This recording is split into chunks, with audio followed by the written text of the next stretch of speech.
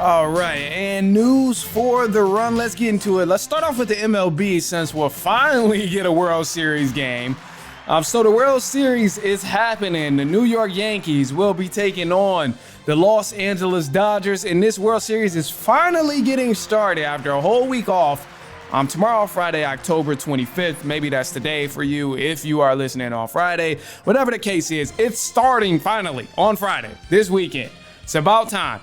So you can expect to watch that matchup. Then let's move on to college football as well, and I'll show you some of the games that you can expect to be good.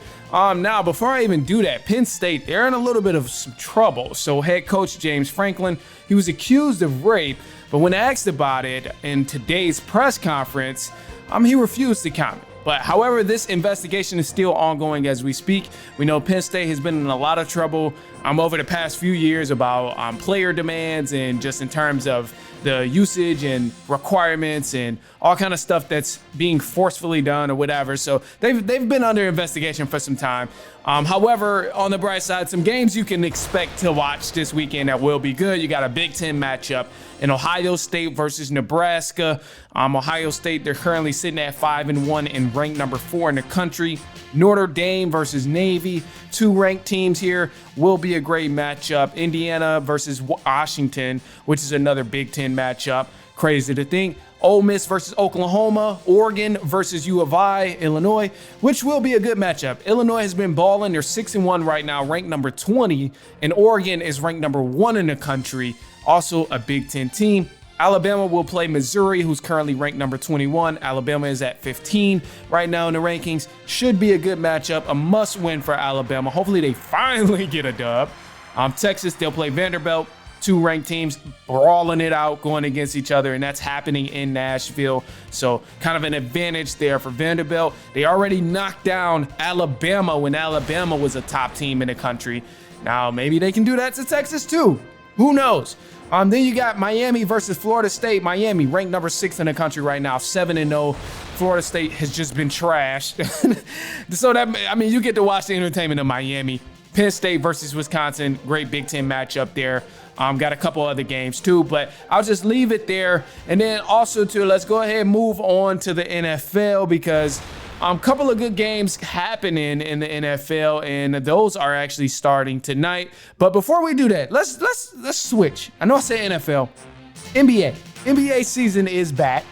Not gonna go over every single score in the NBA that's happened, but just know I'm gonna shed some light on it. NBA season is back. Saw a couple of good games. Celtics mollywopped the Knicks in the opening series, or in the opening game, I should say.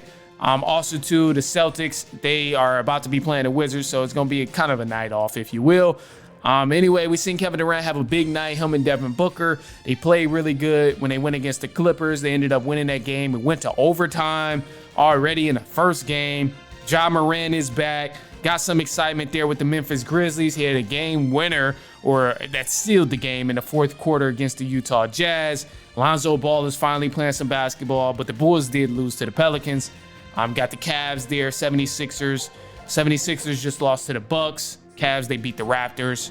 I'm going to leave it there, but just know the NBA season is back and rolling. But like I said, NFL season, because we're all in right now, NFL is going down. And week after week, we've been keeping tabs on it. I'm bringing guests on, all kind of different things happening with the NFL. But tonight, you can expect a matchup with the Minnesota Vikings and the Los Angeles Rams. That's what's happening tonight. I think the Vikings going to win that matchup. But some of the things you got to watch out for is Vikings. They're going to be playing another top receiver with the Los Angeles Rams. So a lot of people didn't think Puka Nacua was going to be coming back from the injury reserve, but wide receiver for the Rams will actually be playing in tonight's game. Some other things that's been going on, the Rams are still in the news for trade talks. They're open to trading Cooper Kupp. Surprisingly, this has been one of the wild rumors that's been going on over the past week or so, but the Rams, they're open to trade deals involving Cooper Kupp. No sign yet on where he'll go exactly, but just know the name is out there and it very much may happen. However, the Seattle Seahawks, they sent linebacker Jerome Baker and a 4th-round draft pick over to the Titans for Ernest Jones, the linebacker there. So adding a new linebacker there. And then also, too, for the Detroit Lions, they lost the wide receiver Jameson Williams as he had to face a suspension for a PED usage. So this has been going on over the last several weeks is what they said. He did release a statement. Jameson Williamson said, like, you know, he was unaware that was even in his body. I'm not going to read the statement full, but the main thing here that you want to take away from this statement, I'll read just a small portion of it.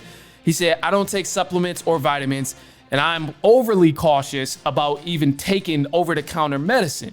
At no time have I ever taken something in an attempt to cheat or look for an unfair advantage. I understand I'm responsible for everything that goes into my body, and I have to take accountability for this instance. I have nothing but love and respect for the game, my teammates, coaches, the Lions organization, and the city of Detroit.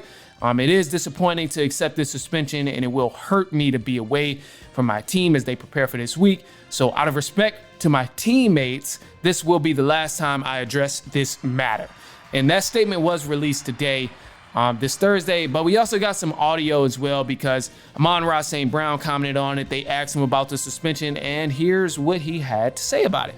You know, we trust him a lot. Like Dan said, you know, he was out there practicing with us the past 2 days. I'm pretty sure he'll be with us next week too. So it's only missing a few days of him actually being in the facility. Obviously, we're going to miss him on game days out there on Sundays, but he's here. He's getting reps and mental reps, all that stuff.